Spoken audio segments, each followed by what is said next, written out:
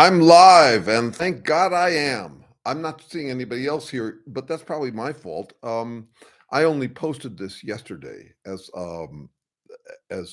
as happening today, and I'm a little concerned I might not get anybody here, but that's all right. I can talk, and I made a pledge to myself to advertise next week's YouTube live on the a week before. That's about when I should do it. So I have a topic to work with, and so that people might know what's actually happening. I talk to myself a lot, so it's not going to be too hard for me to do this and see if anybody shows up. Um, and I want to start with something that a typical comment on one of my videos, uh, and I'll explain why it's typical. Hey, hi, Jeff. It's you and me, buddy. We'll see if anybody else drops in. Great to see you, Jeff. So I was just saying. So here's a typical comment on one of my videos. Look at you, fool. How you still believe, comma, Trump is a Christian, exclamation point. You better get on your knees and ask God for guidance. Not spelled quite right. Hey, Shirley, good to see you. Good to see you. Sorry for the late advertisement of this. I'll be posting next week's today so that people have time to know it's happening, but definitely is. Okay, so this comment. Look at you, fool. How you still believe Trump is a Christian. You better get on your knees and ask God for guidance again. For guidance again. So this is a guy who's arguing, I think, from what I can tell, how you still believe, comma, Trump is a Christian. So he could mean that Trump is a Christian, but I think it's more likely that he believes that Trump doesn't speak for God, and yet he does, whoever this commenter. So you better get on your knees and ask God for guidance again. Hey, God sent you here. I'm glad he did. I'm so glad you know him, and that you've got that special kind of connection, and that he directs you to me because I speak on his behalf as well. So, what's typical about this comment has been a theme for me, a fascination in recent weeks. Um, we really would like frame dominance in our conversations. And the way we tend to get it is by speaking as though we are the objective authority. And you definitely hear that in this comment. And this is from a liberal, I'm guessing. So this is not a partisan issue. I get plenty of this rank pulling, highest authority, high horse kind of stuff from Trumpists too, but I get it from anybody. And I am plenty assertive. I am plenty mouthy, but I'm arguing my bluntness, my brutalness is in the service of humbling us down to our human condition. And lots of people decide I'm a know-it-all prick, and that I'm just pulling rank like this guy is. And so that makes my work confusing to a lot of people. And it's doubly confusing because my methodology is I'm arguing a different methodology than a lot of people use, including this guy. So what you do, if you want that sense of frame dominance authority, you cite some source of infinite value and you claim it for yourself. And it's very simple how you do this. This is a source of infinite value. I aspire to be a source of infinite value. Therefore, it is my ally, or it is me, or I have embodied it. Like this guy who in a kind of a moment of intense feeling, he had some kind of reaction to what I had written. He girded his loins for battle and he pulled rank right away. You better get on your knees and ask God for guidance. Doesn't have to be God. I'm seeing the same issue among scientific researchers. I was in a 3-hour research meeting yesterday with 2 physicists, and they do the same kind of thing. Physicists, this is a vocational hazard for math whizzes and physicists like these guys. They become dualists. Dualist meaning that there are two realms. There's the physical realm of where there are all sorts of limitations, finite resources we compete over.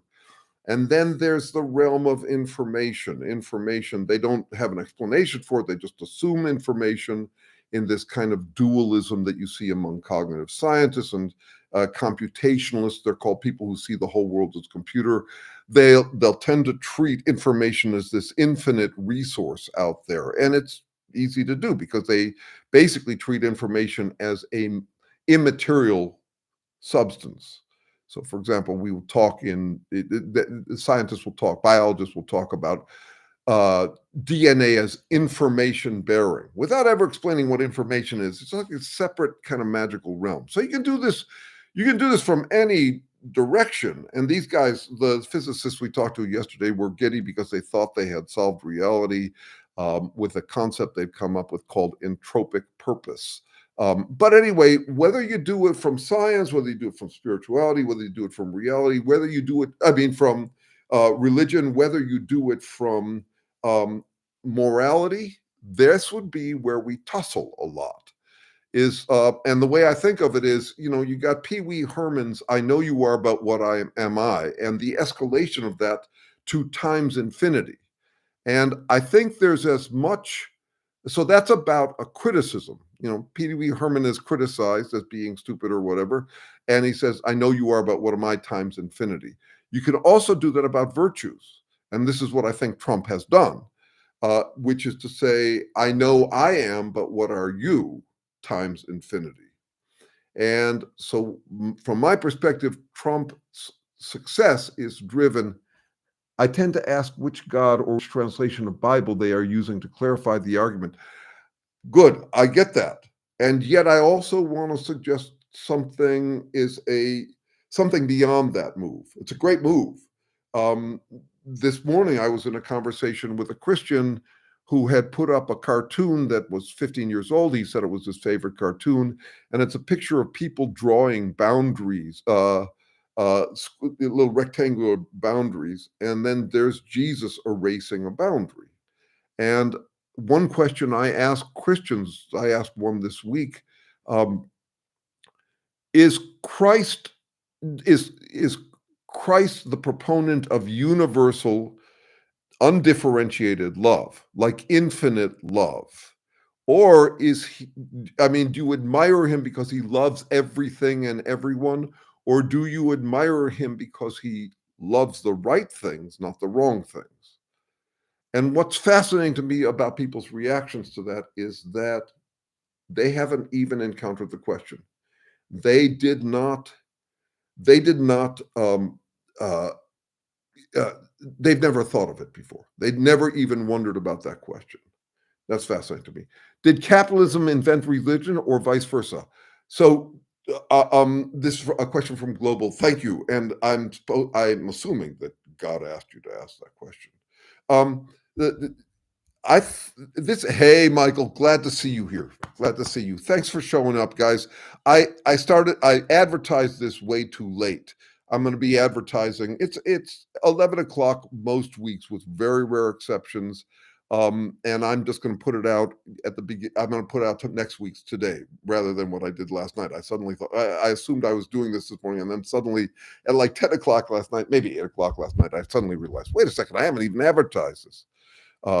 Suppose you gave a party and nobody came. So I want to get to that question about capitalism.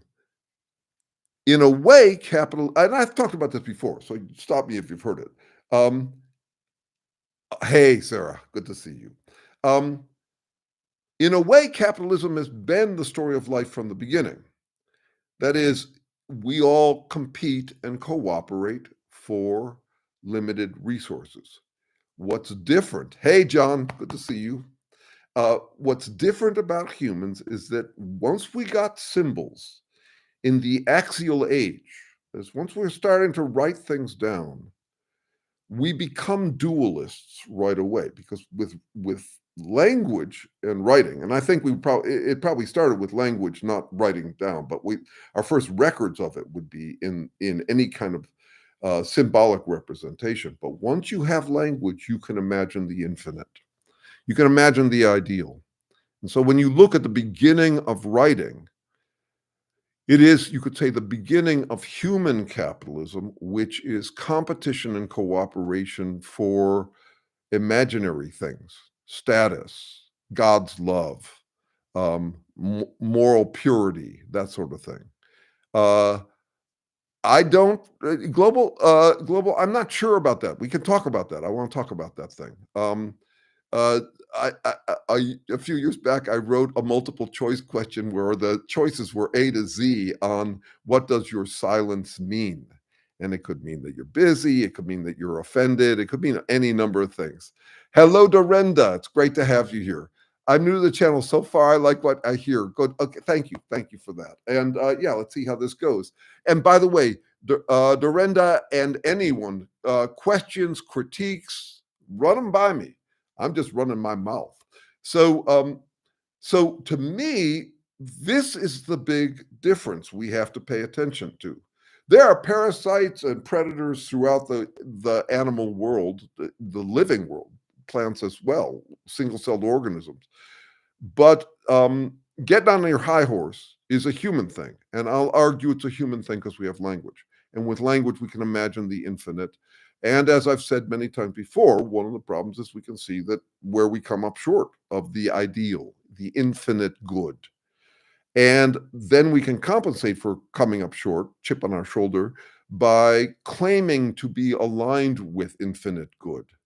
So whether you do that around God or some supernatural thing, or these physicists I talked to yesterday who had this sense that they had solved reality with the abstract concept of the dualist concept. There's the real physical world, and then there's this overlay of things like purpose, information, all of this. And once you start working with those abstractions, then you are free to claim what in math we call completeness. Completeness is that it covers everything. It's basically I solved reality. And humans would really want to feel like they'd solved reality. That's what I see from the beginning of the axial age is in writing, you see people either questing for the ideal, the whole Platonic project. The project was to understand what the perfect, pure, times infinity good is. You know, the most obvious reference point for that is Platonic love, which comes out of conversations that Socrates has, and it's this idea of the ideal love, which wouldn't be grounded in the physical. It would be beyond that. So as a personal application, if you ever swooned over someone for their physical magic, that is the magic of their butts or their faces or whatever like that, and you end up feeling this, tasting this whiff of the eternal ideal.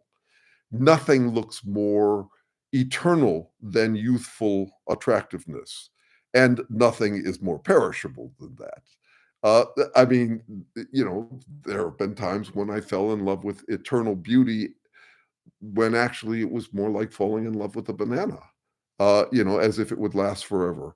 And that's at my expense. There are people who've done that with me too. That's just not how life is. Life is, we tend to lose our glow as we grow older.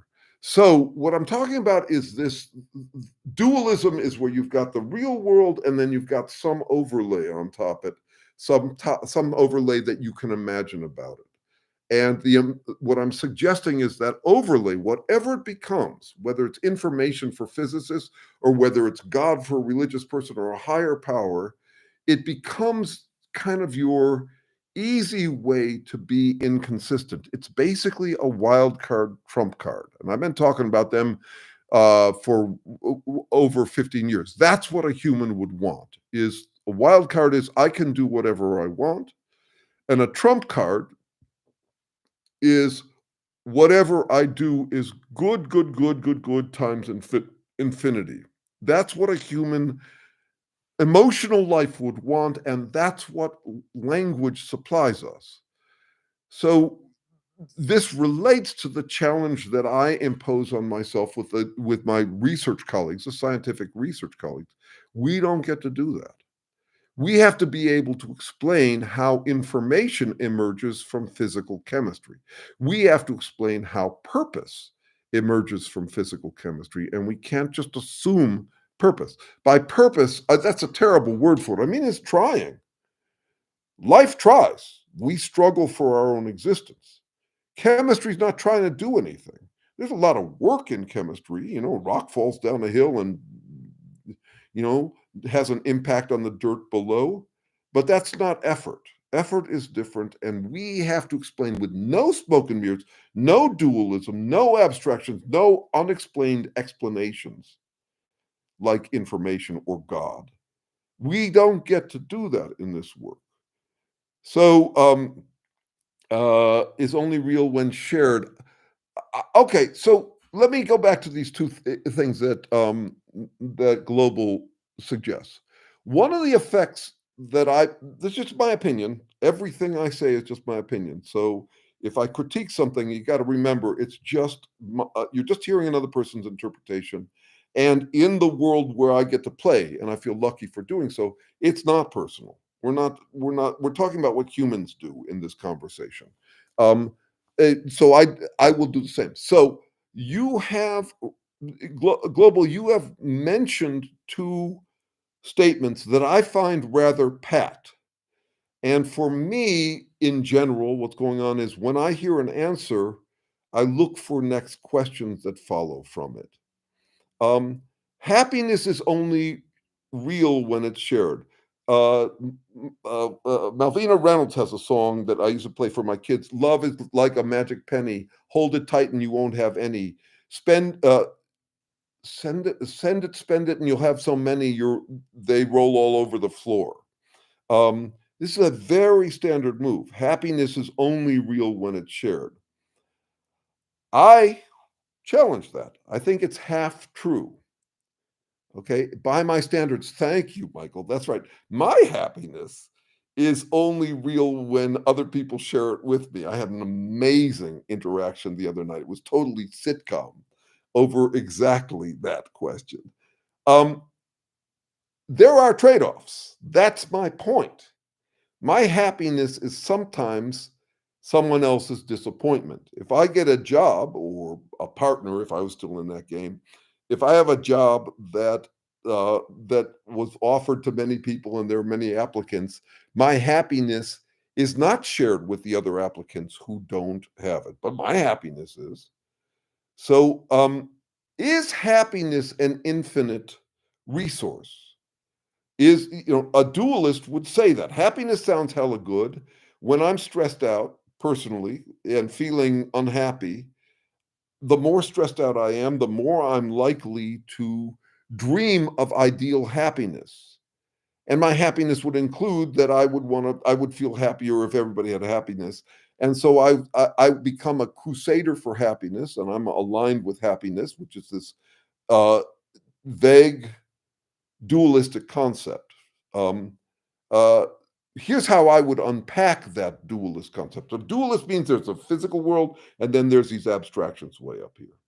Okay. So if I were to unpack it, what I'm thinking is we humans are primarily driven by comfort in our skin. It's the first priority. If you had several things on your mind and a stone in your shoe, that stone in your shoe would be your first priority. Getting that stone out of your shoe. And I think that's true all the way through, the impairment we feel when we are physically in pain, discomfort in our own skin, but also in the realm of ideas. Once you have language, you've got this intensely feeling organism like me or you, but you've got this whole other overlay of ideas, and some ideas are buzzkill, some ideas cause us pain, and some ideas cause us pleasure. What are we going to do? We're going to seek out the ones that cause us pleasure. And some of them will be these kind of platitudes, like happiness is only real when shared. And I just, I, I'm trying to ground it. And so I'm saying, what is happiness actually? What if I were to operationalize it? It's an important concept to me. Operationalize means that if if you're going to use a word like happiness, I got to know what you mean. Uh, I'll go with whatever definition you've got of it, but it's got to be a definition that you could hand to a stranger and say, I want you to make the distinction between happiness and non happiness. You're saying this to a stranger, you're hiring a stranger, and you're asking them to discern happiness versus non happiness. Um, Michael, I have got to get you together with my grandkids because they are so into Legos. This week I sent them, someone did stop action animation of cooking all sorts of food where the food is all Legos and the pans are all Legos and everything. So I'm glad you've got your thing. Everybody's got a thing. Like Stevie Wonder says, everybody's got a thing. Some don't know how to handle it. It's a great line. It's my favorite line in pop. Everybody's got a thing. Some don't know how to handle it. So, anyway, uh, if I were to operationalize happiness, it would be comfort and then some in your own sing. Uh, in your own skin. That's what I think happiness is. Um, is it real? Yes, in a way, my happiness goes up when, for example, you show up and there are people who are interested in jamming with me. My happiness doesn't go down like it used to when someone critiques me. Some of that is just the training I've been lucky enough to get, because you don't see philosophers wincing as much about that. You do see it. We are human beings, and there's a fair amount of grandstanding and chest beating in philosophy and science, but there's less of it than there is in everyday life. We tend to embrace an idea that makes us happy, that is an idea that feels good to us, and then it becomes kind of something we can rely on, something we can rest on. I think there's a lot of parallels between marriage and marrying an idea. The Trumpists have married an idea. Why? Because it brings them comfort.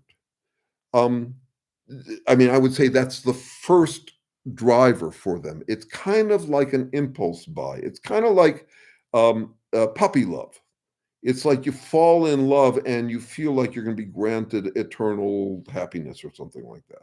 And it becomes part of your identity, and you can get quite defensive about it. You know, your idea, whatever it is, if you go to church, that's one. If you do Legos, that's another. If you play bass, it's another. Yeah, if you jerk off, it's another.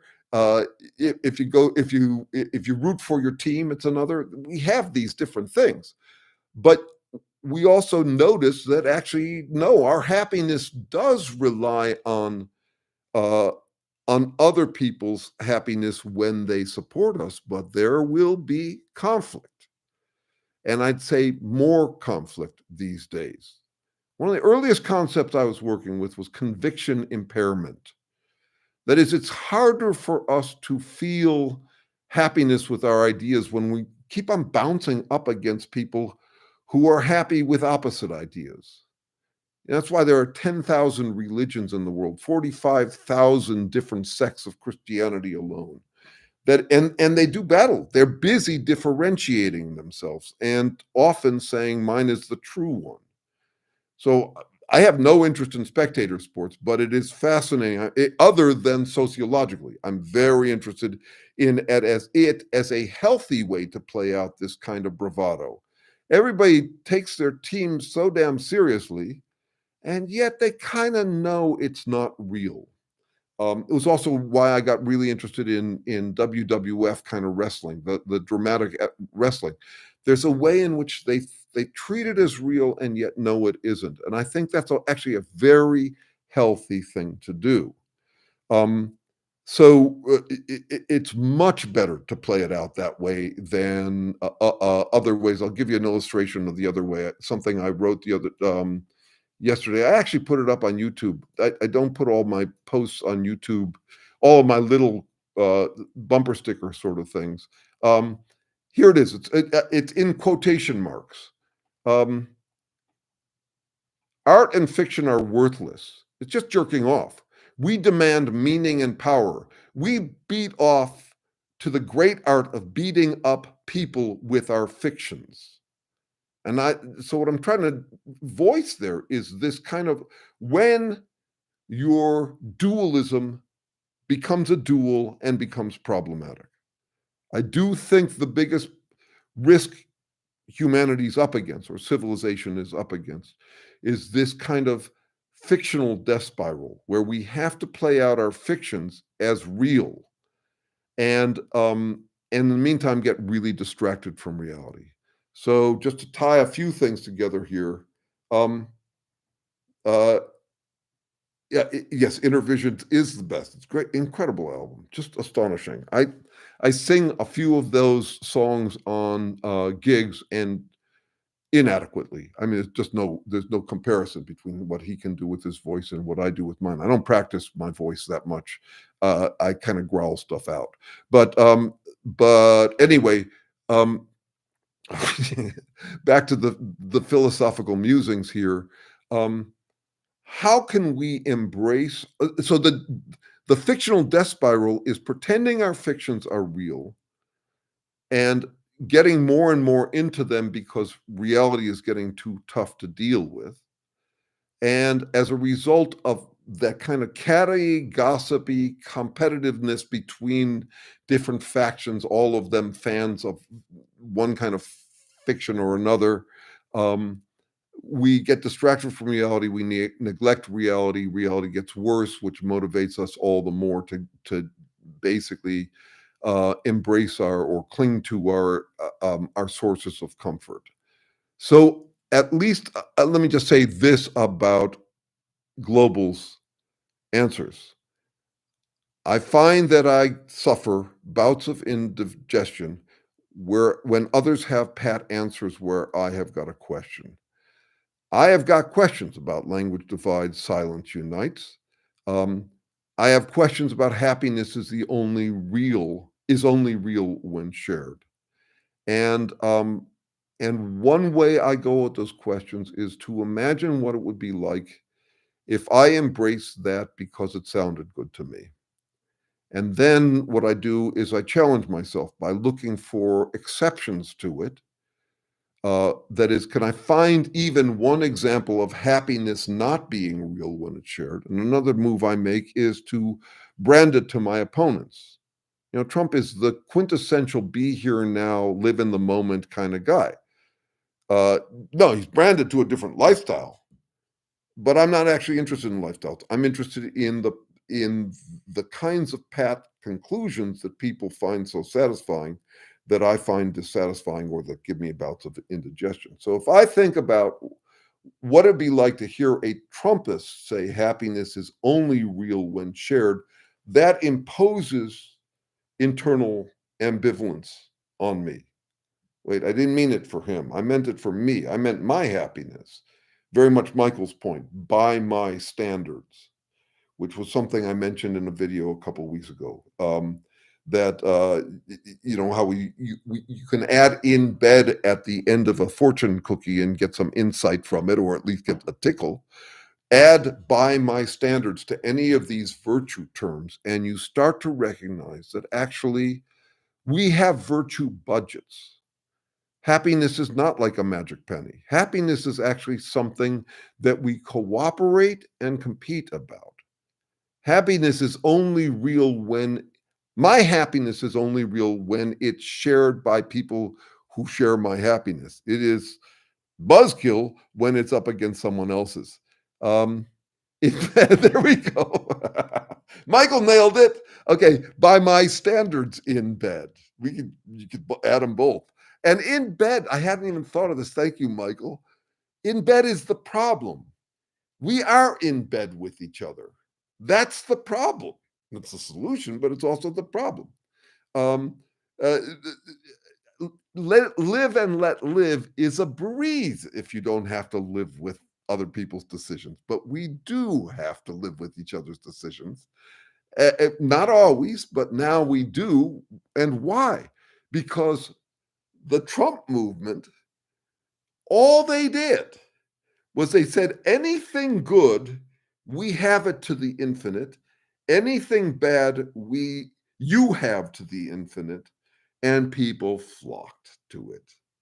The dream of getting everything you wanted, and one of the things you want is to feel good about yourself, and so the way to do that is I've got it to infinity. If it's good, I've got it to infinity. You can say the hypocrisy is simply a symptom of playing all of those wild card trump cards. Wild card is whatever I do is I can do whatever I want. Trump card is it's the best times infinity. That is, no one could ever come up with something that tops it. That's what a human would want. That's what language both um, motivates and solves. Language motivates it because we are incredibly anxious as species. Uh, um, we are an incredibly anxious species because of language.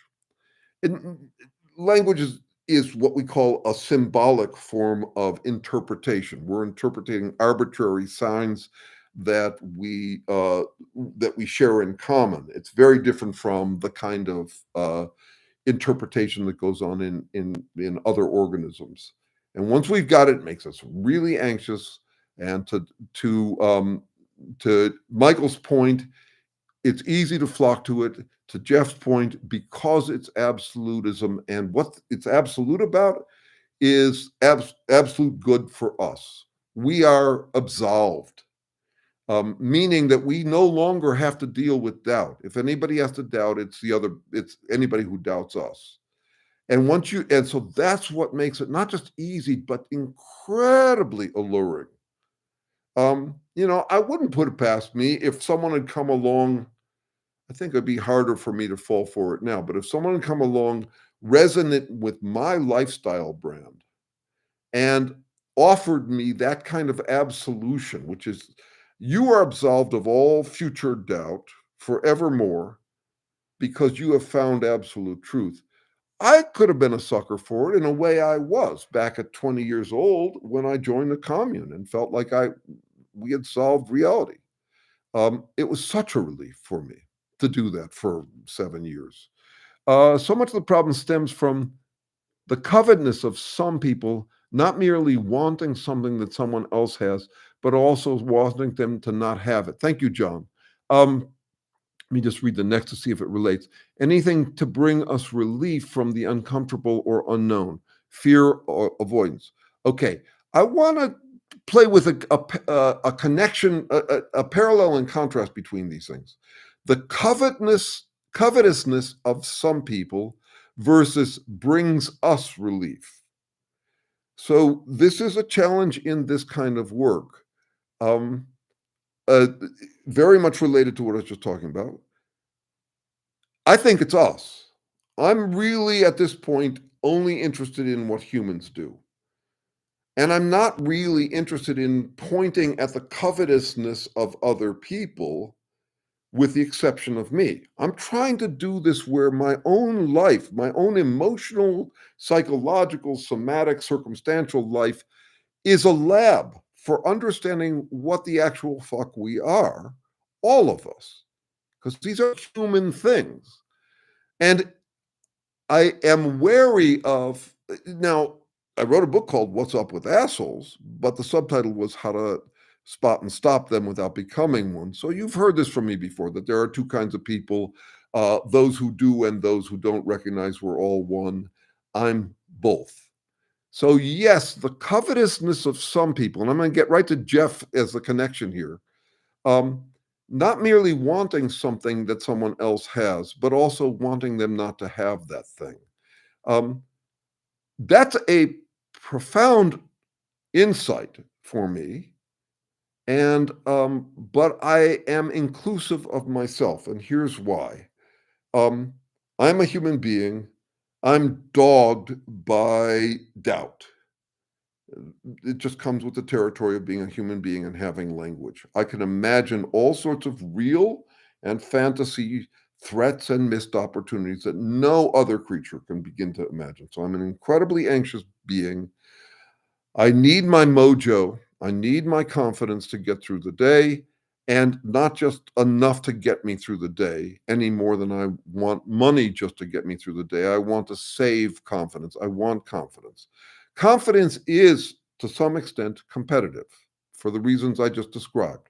Does my happiness sometimes depend on disappointing someone else?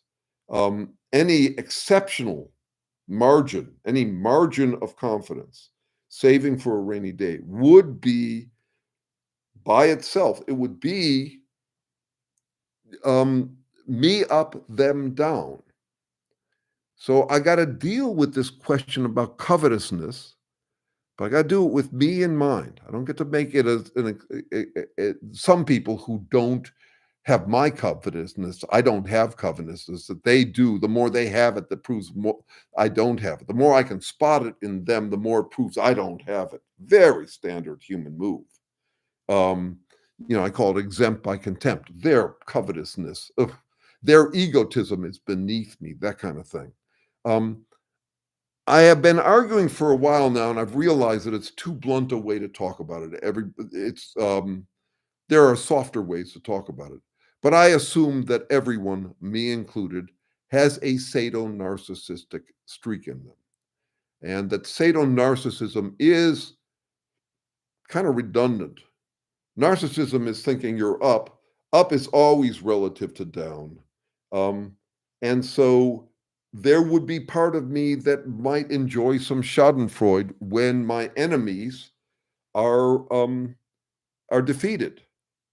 And the question then is, what am I going to do with that appetite? So when I see spectator sports fans and their team has won, the kind of gloating they do is very typical. When I see a woman enjoying a rom-com, or a man, but let's say someone enjoying a gentle rom-com where the bad guys don't get the love they want and the good guys do, and I assume that I'm one of the good guys, then at that point, it's also a kind of a sadonarcissistic thrill. And I think that's the ideal way to deal with it. It's just dangerous when you take that out in public. When you try to turn it into a public debate about reality where your religion, one of 10,000, has reality, and anybody who disagrees with you is a weak, dumb, evil loser. That's just, and the problem with it is not about who's right and who's wrong. Often these fights are between people who are completely wrong. Millions have died fighting wars against each other where both of them were wrong. Not even close. Not even wrong. Not even. I mean, they just off the map. Why are they off the map? Because they're off in their idealisms. Each of them claiming that they're the crusaders for hope or for love or charity or kindness, and beating each other up over it, where their happiness is actually not shared between tribes, it's shared within tribes. I'm sure I've left a thing out there. There was at least one strand I was dealing with. Anything to bring us relief from the uncomfortable and known, fear avoidance, bliss. And once again, this thing about us is really important to me. The variety of pronouns I use. I'll often use I.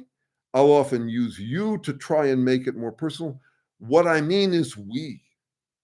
This is an attempt to understand what the actual fuck we are. And so, I'll see. We're all still toddlers, myself included. Kat, this was a big insight for me this week. I was visiting my grandsons, 7 and 5 years old, boys, and it only dawned on me, this is actually simple. This is really simple. What we're dealing with is, it takes so much work for so many years to get someone to a place where they can adult and deal with the real world trade-offs and the temptation to not become adult or to regress to childhood. I mean, when I look at my beloved toddler grandsons, it's the basic human nature. They're not looking for consistency. They're looking for what they want. And they're trying to figure out how to get it. but they will often talk with the authority of a Trumpist. That's why I call them tantrumplicans. It's childish tantrums, and it's not enough to say that. It's like, well, they're childish, because then they could say, well, yeah, you're childish times infinity. I'm saying if we actually stop to think about the incredible hard work it takes to deal with our own doubts and the trade-offs that we're dealing with, ambivalence being just the heart of it, though the heart of it is actually the doubt, the anxiety we feel in ambivalence or in ambiguity. It takes work to reckon our way through that stuff.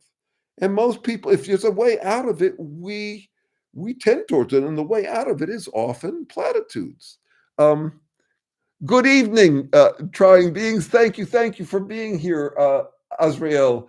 Um, uh, and in the evening to boot. I, I used to teach these morning psych classes, um, and and the kids would all come to class stoned, and I had no idea until someone told me they all came to class stoned, and not only that, they assumed I was because of how I talk.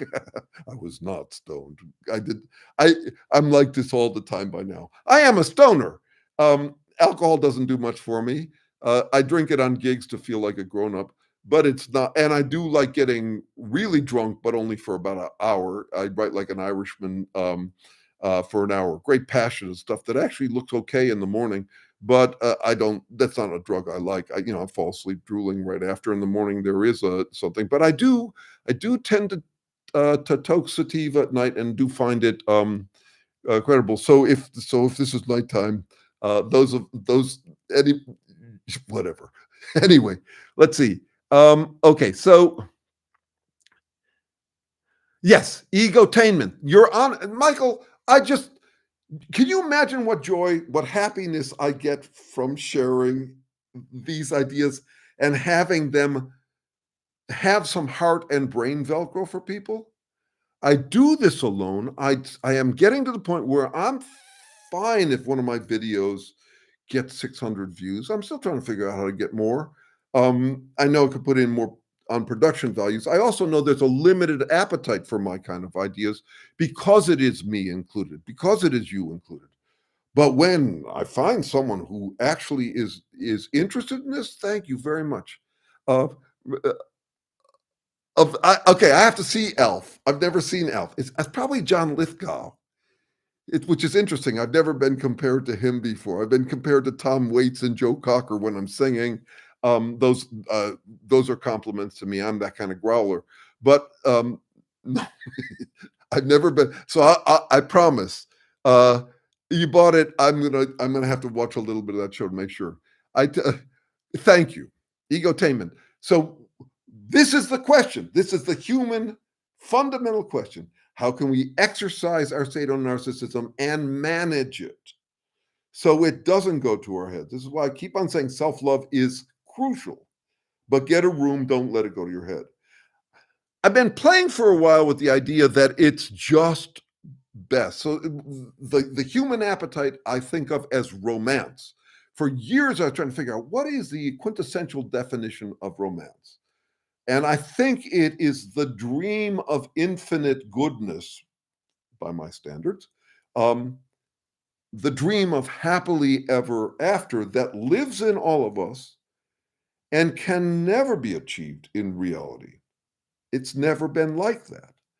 So, egotainment is my definition of entertainment. And yeah, you can blend in, entertainment with art. You can blend it with wisdom. You can blend it with propaganda. You can do all sorts of things with it. But the essence of it, the essence of entertainment, is this kind of uh, it is a place to get our sadonarsissistic yayas out, and that we need that, but it needs to be able to. We need to try to keep it in entertainment, in fiction. So, by my age, I have gotten to the point where I'm very wary about exercising my romantic urges in reality. Um, I I think it's probably because because it hasn't worked well for me in the past. I've made big investments in ideas, romantic ideas, in romantic partners, in romantic investments that didn't play out well. Now, that's always a risk with any, but in general, that added mojo I'd have, the confidence I'd get from thinking, um, I was a grand fellow and would be granted a happily ever after through this or that investment, um, makes me much more wary about playing that stuff out in reality. So, for example, I've been very happily married to uh, selectively populated solitude, no partners, no sex, love, romance, dating, marriage, none of that stuff for about 10 years. It took me that long to realize I'm not good for it. In large part because this stuff I talk about, it makes people uncomfortable. And you do this at home and you do this in real time with a partner, it's enough to scare the shit out of them. So, I'm glad my lack of appetite finally caught up with my lack of aptitude. I'm not good for it. I realized recently, and this may sound pompous, and that's okay. Maybe it is pompous, that training my intuitions is my top priority. I love lots of people, but they come and go. And the honing of my intuition, they mostly leave because they cannot commandeer my intuition. They would like to reprogram me to be the kind of good person they want me to be by their standards.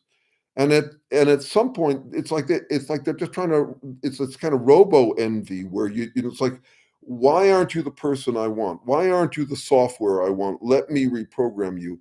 At that point, I recognize, no, my priority is I'm keeping my own counsel on whose counsel I keep. And no, you don't get to do that. Not to this. This is my priority. Is just honing it, taking as careful notes as I can and internalizing them about us, about what we really are. Okay, let's see.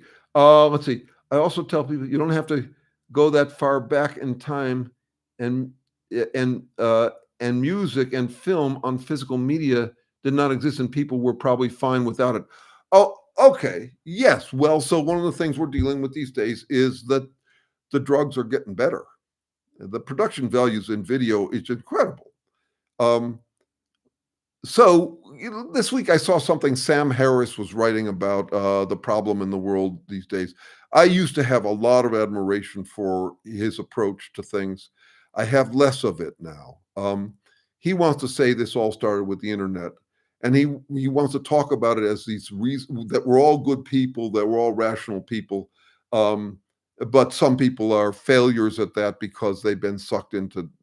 This is a very common and I think trite and misguided diagnosis of what's going on. I think these appetites have been in us from the get-go. And from the get-go, I mean the origins of life, but I also mean the origins of language. Let me explain that. If you look at what any organism would want, what would be ideal for any organism, it would be perfect integrity. That is, the checks and balances in their bodies keeping them alive. Perfect integrity. They would also want perfect effort. That is, they would have the power to do anything, to overcome any threat to their well being. They would also want perfect adaptive knowledge. They would want exactly to know what their situation is, so there's zero guesswork. And they would want everything to be good by their standards. You get language, and what do you got? Those are the qualities we assign to God. He's he's all knowing, he's all powerful, he's all good, and he's all one. He's never has any doubts or contradictions. It's exactly what you expect from any language speaking organism anywhere in the universe. Any intelligent life form, if it's designed as this symbolic competence, a capacity to use language, would certainly imagine a God like that. That's what they would have. And while people say, well, gods are created in man's image, no, I'll go further. Gods are created in an asshole's image.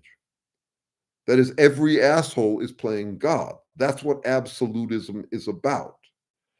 Um, I'm a yes, I'm a bit of a fixer-upper by their standards. Yes, and actually, one of the problems I started to notice, all of my partnerships were the same and ended the same. Delightful people, wonderful people. I just had no business claiming uh, I would be good company for them. It became cruel for me to be out there pretending I could be good company for them when they always ended the same. One of the effects was that to get my attention, they would start trying to reprogram me because it animated the shit out of me. Don't you start messing with my wiring. I'm working on it.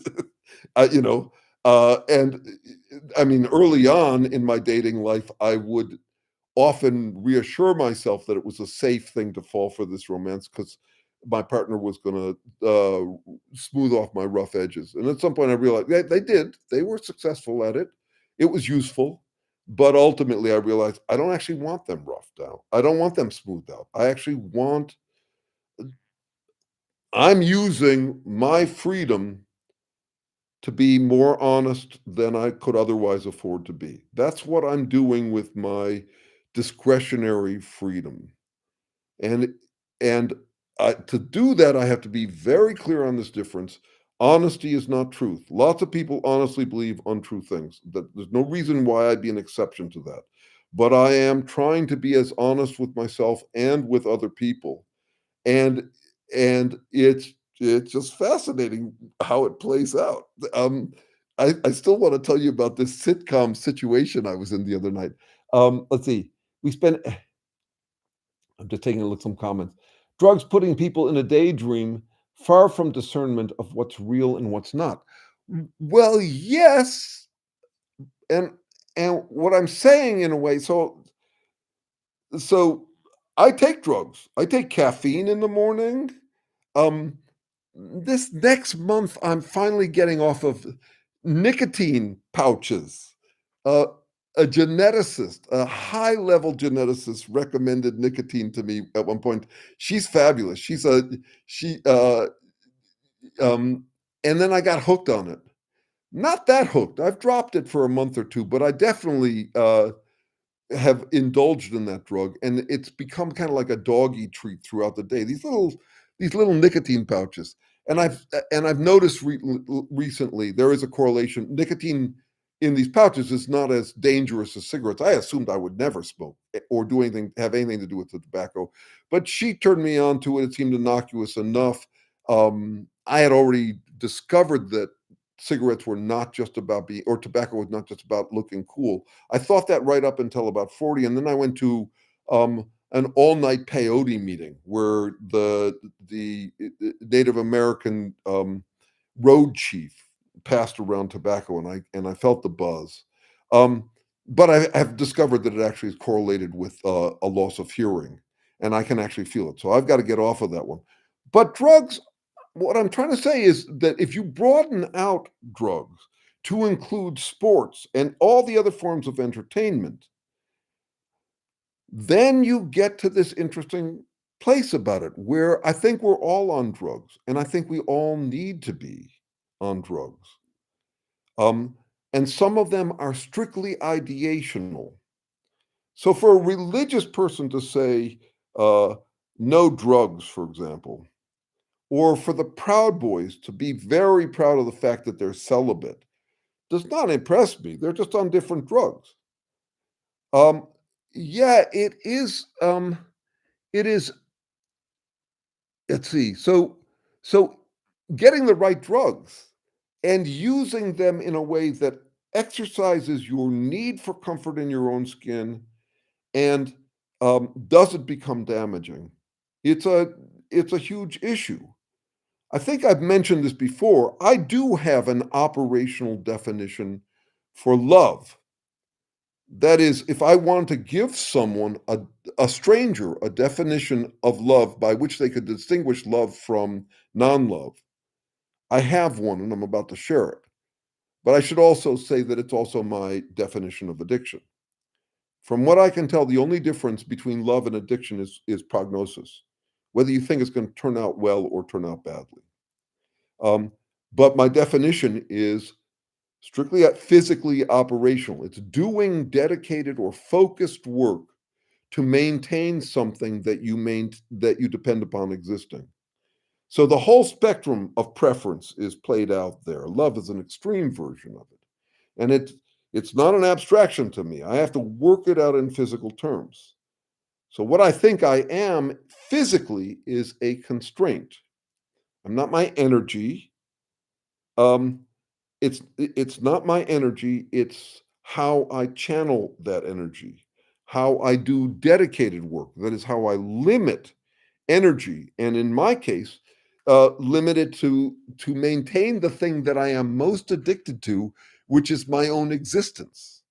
So I channel energy into work that regenerates my capacity to generate to regenerate the constraint I am. So um, I assume we are all falling apart, just like everything in the universe. That is any kind of constraint, any kind of limitation on what happens, tends to get diffused, tends to degenerate. That's the second law of thermodynamics, which is actually the ground for all the work I do. I think of it as the first law of everything. That is, things flow towards disorder, and there's matter and energy are constants in our universe, but constraints come and go. And so all this physical work on explaining us from the second law of thermodynamics is, how would you ever get a constraint that regenerates itself, a self-regenerative constraint? That's what I think I am. Let's see, there was a connection. No, I swear there was a connection I was making here. Let's see. No, sorry, I'm wherever I was. Let me pick up a few things here. Sorry. Um, let's see. Only in America can homeless vets sleep in a cardboard box on the street, while convicted criminals. Yes, that's certainly true. Though, actually, I'll question the only in America thing. These days, that's where the epidemic is, and it's fascinating to see it in a country that was proudest of not being like that. Um, uh, this is a fundamental challenge I keep in mind in my work. Whenever a virtue becomes fixed and loaded on a being or whenever someone decides they're good, permanently good, the way America decided we were the land of the free and the home of the brave, once it becomes fixated like that in society, saturation, everybody thinks that, then it becomes the ideal bait for con artists. It's just true across the board. Christianity is by far the most hailed lifestyle brand in human history. And look what's happened to it. Once you have something that's exalted like Christianity, it becomes just easy cover for the most evil behavior ever. This, in a way, is related to what I call the last word paradox, which is that uh, words words make us crave last words that further words make impossible. So I'm dealing with that as a kind of a fundamental challenge. Whenever someone nails down a pat conclusion about what's good and bad, I recognize that in a few minutes, it's going to be exploited. I got to see it at firsthand by being a member of that kind of new age spiritual loftiness thing, and how people started to use it pretty quickly as a form of bullying or a form of dominance. Okay, let me see what I got here. All right, and can easily reject joining the group or not. This choice is made daily. That says global. Global. Yeah. Okay. My question to you is, easily reject joining the group or not, based on what? So one version of how we shop is that we all assess things carefully, the way you might if you were shopping for a house or a big investment of some sort. Um, I I've been playing this last couple of weeks with the difference between that kind of shopping and impulse buying. I do think of epistemology, which is basically the study of how we choose our interpretations. I do think of epistemology as shopistemology. That is, how do we shop among interpretations? And since I work in biosemiotics and what's called evolutionary epistemology, I'm looking at the natural history, the deep etiology of shopping among interpretations. So I'm going to bring this challenge once again. If you state these things, I'm going to treat them as, you could say, critiques of me, or at least meaty things for us to deal with. Libertarians talk like everybody shops. Everybody's reasonable. Everybody shops carefully, and that's why it's safe to have no guardrails on shopping, because everybody, if a company's doing bad, people will drop it. I don't think of it that way. I think most of our purchases are impulse buys. That's so I so I'm much more interested in the impulses than your argument global suggests. That is, the impulses that I have had, maybe you've had at some time in your life, um, uh, to buy something because it feels right rather than you shopped it. So I'm still working on a piece. I've gotten all splayed. I ended up starting a bunch of articles. That's why I haven't had a video out in a couple of days, is that I've got a bunch of articles cooking away. And one of them is on what we even mean by reasonable or rational or even thinking or believing, because I think the terms tend to blur the difference between an impulse buy and something where you've weighed the pros and cons of alternatives. I got a bunch of friends. They're a little annoying, but they are my friends, and I maintain it. They treat rationality as a capacity to make a case for what you believe. As if you can make a rational or reasoned case, then you're being rational or reasonable. I think that's wrong. I think if I really want to know who shopped, I got to hear them make a steelman argument for the opposite of what they bought. If they can do that, then I know that they've done some comparison shopping. By steelman argument, so I got this one friend. We're up against it. We're going to meet in a couple of weeks and have this out. But he's a Trump supporter. He's Silicon Valley guy. Very, very proud of his reasonableness. But I have never once heard him make an argument that wasn't in defense of his, from my perspective, impulse buys. So we'll see if he can. And one way to tell if someone can is if they snark in their steelman argument, whether they smuggle in some loaded terms to make it clear that they disagree with it. That's actually a wimp move, and it's a very common one. But it's what okay. Let me see if I understand the counter argument you're making to me. You're whining that, and you're throwing a tantrum because no, if as soon as you got that, it's clearly not a steelman argument. And he did come back at me when I said, I have yet to hear you make one of those arguments. And he quoted some platitude about how we have to be able to do that. Once again, if you come up with a platitude, you can identify with and say, I represent this platitude. You don't have to walk your talk. You've just talked it. You've said that you're in favor of it. So you don't actually have to do it. It's interesting chasing this guy down. He thinks he's chasing me down. I think it's fine. We have a good yuck about it. I mean, we have good fun with the predicament we're in because we love each other, but we both suspect that the other one of us is full of shit. Okay, so let me see. I watch ABC News with Dave Muir, most popular mainstream news show. For the first time in a while, I sensed with each story I was being entranced into a sense of calculated archetypes. I haven't thought about the archetypes in these terms, but I do wonder the whole Platonic move, where there are, for example, archetypes in astrology or tarot or Enneagram or any of that. I'll start to think about whether or not how that plays into the idea of infinite, whether purity also means kind of uncut, unadulterated absolutism. I got this other friend who identifies with the archetype of the king. And I think that's a classic easy case of, I represent all that's good. He's proud of it. I would be embarrassed to say it.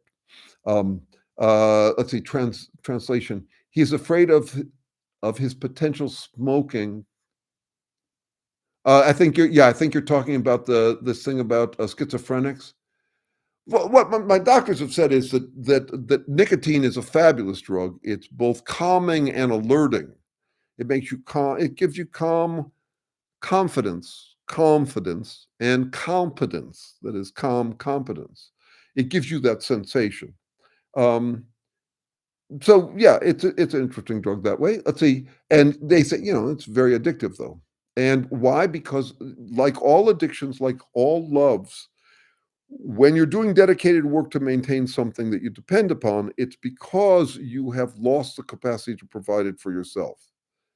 You have to some extent allowed that to degrade. We talked about this around vitamin C, that humans are now addicted to or in love with vitamin C. To me, again, it's the same difference in terms of what's actually happening. They do dedicated work to maintain access to vitamin C. Why? Because we've lost the capacity to make our own vitamin C. Happened about 35 million years ago. Let's see. Um, let's see. I've become very aware of the meaning of egregoris over the last few years. Egregoris. I have to look it up. I don't know the term.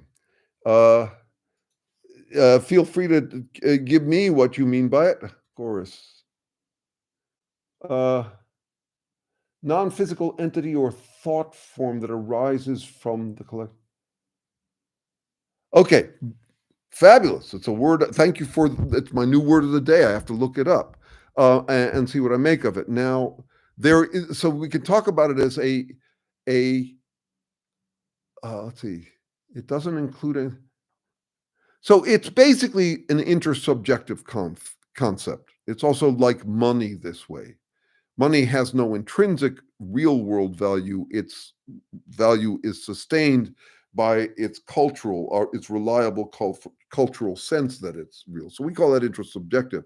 Um, now, there's a question about whether in Western esotericism or occultism, we're talking about some kind of whole is greater than the sum of its parts reality. That is, you could get people who are very drawn to the idea of the collective unconscious or something like that. Um, as if it is basically the concept behind how most people think of synergy, and I don't. Synergy is the whole is greater than the sum of its parts, which I I can't do because that's a magic move. Now, how does the whole become more than the sum of its parts? In our work, in my work with Terrence Deacon, the whole is less than the sum of its parts. That if you took all the parts of me and you put them in a bag, all dried out, let's say, take out the water or have the water, they have individual molecules and left them free, they can be in all sorts of configurations. What I am, the whole I am as is the way that the parts limit each other's movement in checks and balances that keep me in existence. I'm a fragile system. If I died, I would be unrecuperatable in 15 minutes. Um, but I am maintained quite reliably in modern culture by the fact that all that my internal checks and balances, all of my external ones, have been honed. They have evolved, and they've in this self-other relationship, and such that I remain reliably here. But what I am is not something added. I am a constraint on what is possible. So again, the matter and energy, there's nothing new under the sun that way. There are constancies, but constraints come and go. And sometimes they last a long time, like you or me. We've been around a while, even though what we are is really a constraint. So um, I have thought lately about how we torture each other with this notion that um, our deaths will be an eternal experience within seconds of me dying, within minutes anyway, I'm assuming I'm gone. I will be gone at that point. The constraint I was will be gone. Matter and energy will still be there, but they'll be free to do way more than they otherwise were able to do when they were inside of me. Very yes. So my question is, so every group has its own revealed egregore, and it can get very gory between these different egregores. Uh, been thinking about revelation as a concept, as a broad concept. Revelation is that in a certain state of mind, usually presented as neutral, but I doubt it is, the truth is received. It's revealed and received. And I once was lost, but now I'm found. That kind of thing. Or Neo in the Matrix, or Plato's cave and escaping the cave and going out and seeing the light. All of that stuff, which is in general my definition of wokeness. It's not for me a liberal thing. It's a thing that humans want to do. They would like to feel like they woke up. And so we end up with these people who have these senses that they have discovered the right egregore, and then they duke it out, and reality gets neglected in the process. So a non-physical entity or thought form that arises.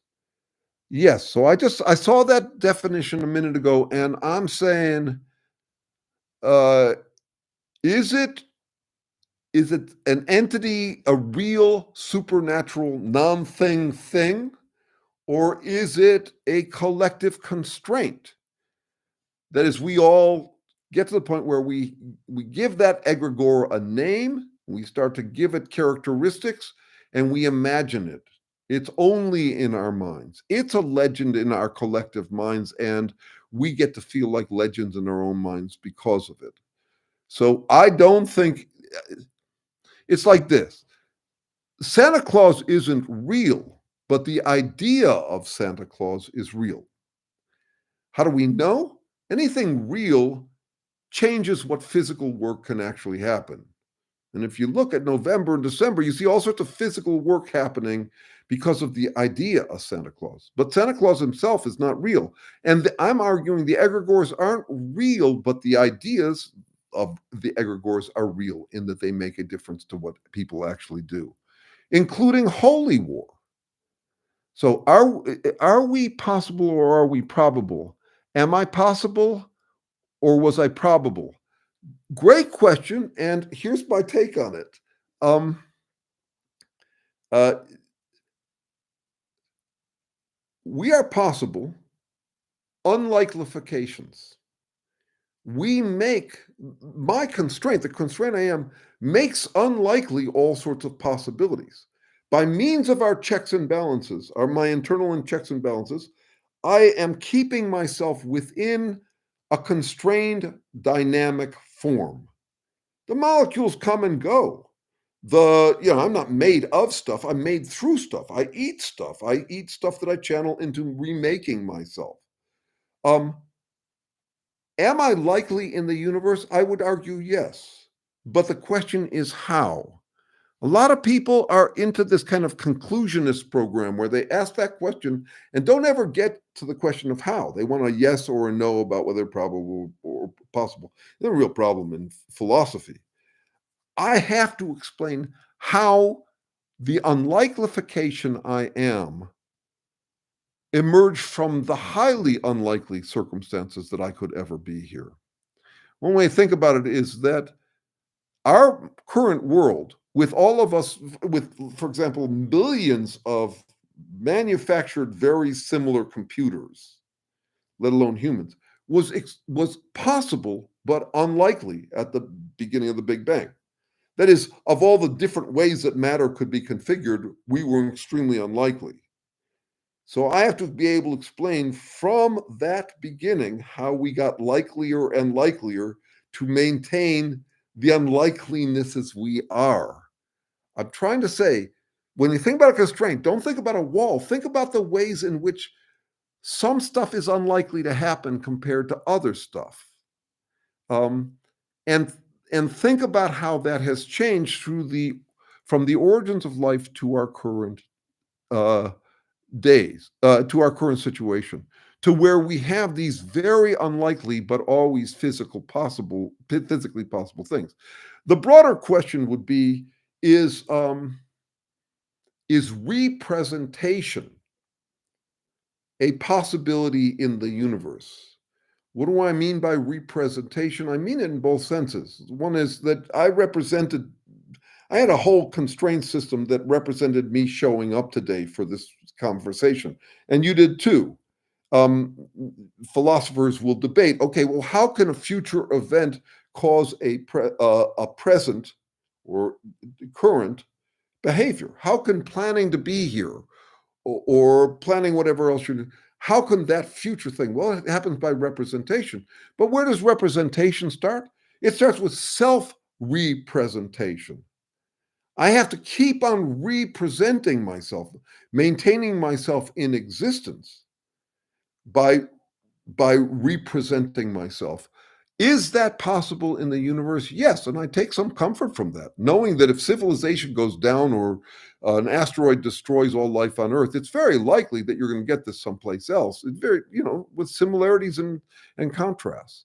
Okay. Um, uh, yes. Okay. So yes, I would say why, and the question is how. How? And that's where my work, all this work I do in what's called teleodynamics. So dynamics is about populations of things interacting, like molecules. Teleo or telos, it actually is a convergence of two words. One is purpose, and the other is a tendency. Like telephone, there's a tendency, a kind of reaching out. Um, that's not about purpose. But the two kind of combine into what you could call intentionality, which I would say all living beings have. They have a inclination to do certain things that benefit them. Okay. All right. Let me see where I am. I'm not keeping up. I will say this about puns. Um, I ended up having whatever you. I ended up having this tendency towards wordplay, and some people think it's too clever by half. For example, that geneticist who introduced me to nicotine years ago, uh, she's way out into she's into a kind of spiritual talk that's grounded in nature. Um, but she finds me impossible to read. She loves how my mind works, but she cannot stand all the clever wordplay. And I was just thinking last night, this is not this is not punning, it's double entendres, it's portamentos. And what am I doing?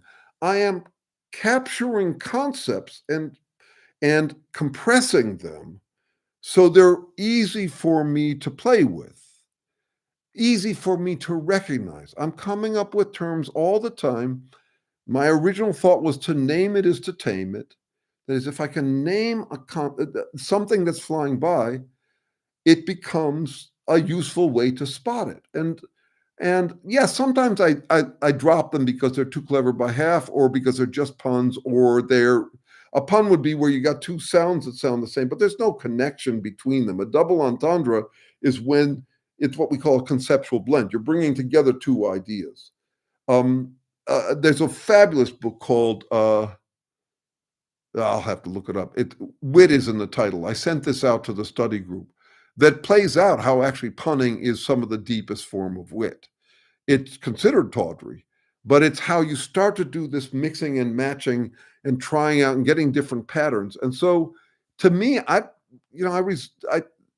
tone it down in certain circles, and but I also think it's a useful thinking tool. Um, okay, let's see. How much is a dozen? Good question. Okay, the idea of capitalism is real, but capitalism is not.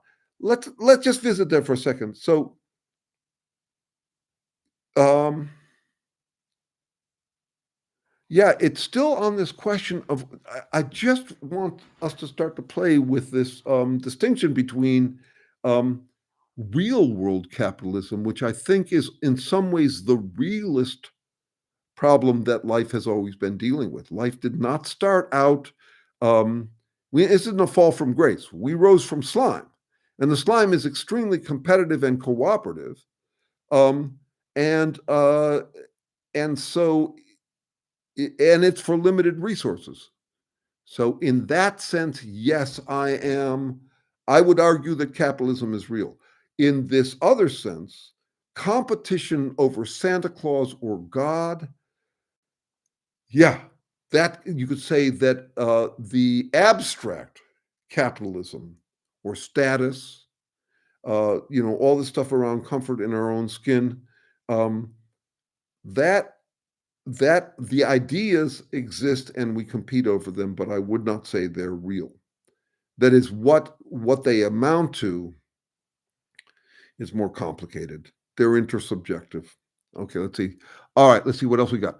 Uh, you've had some brilliant wordplay. Your videos are worth registering. I am smart enough to be here, but not educated enough, which is okay. I often listen more than once.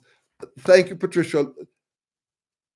I'm I'm fucking difficult company, and it's not. I don't.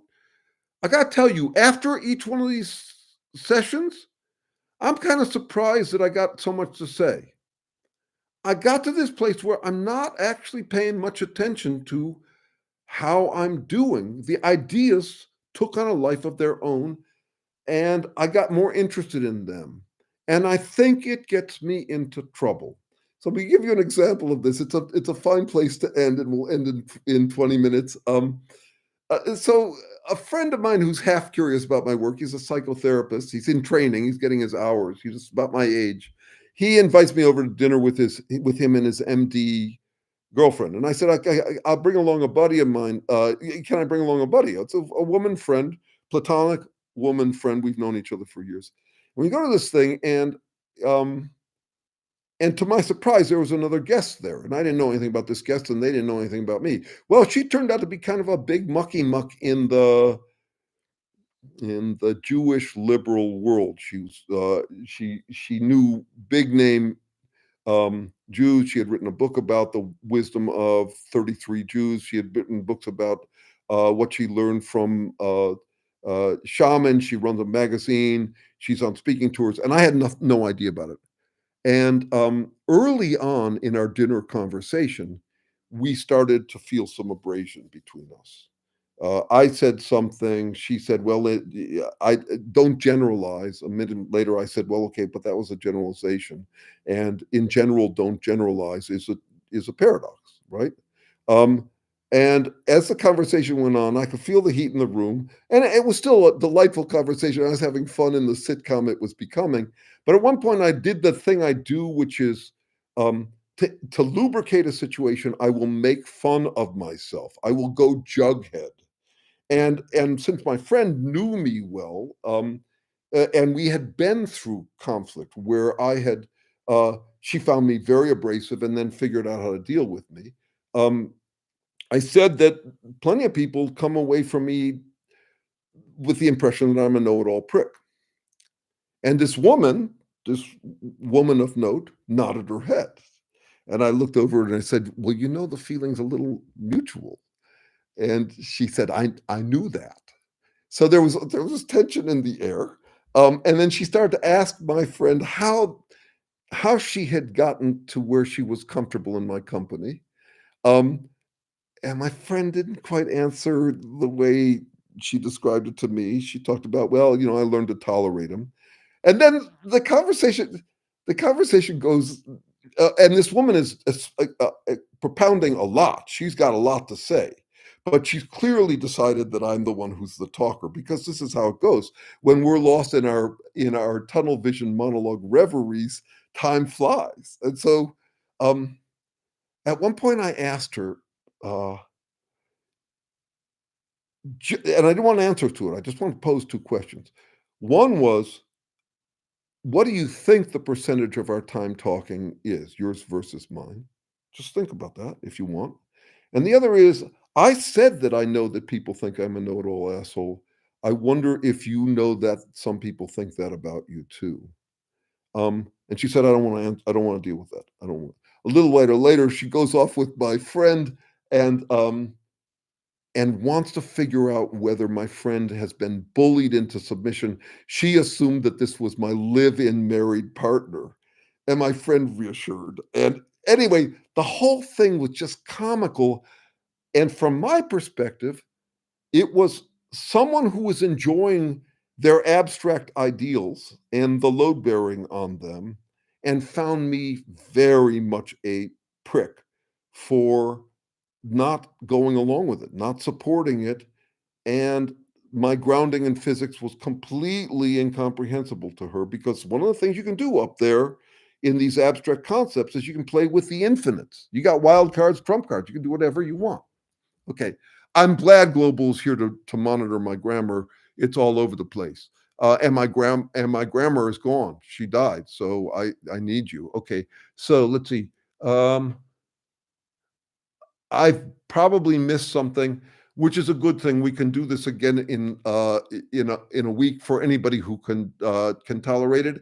I will be back then. Meantime, I want to say something I haven't. I don't know if I've said this before. If you are on Facebook, um, I invite you to subscribe to friend me. And then I invite you to unfriend me if it's too much or to show less if it's too much.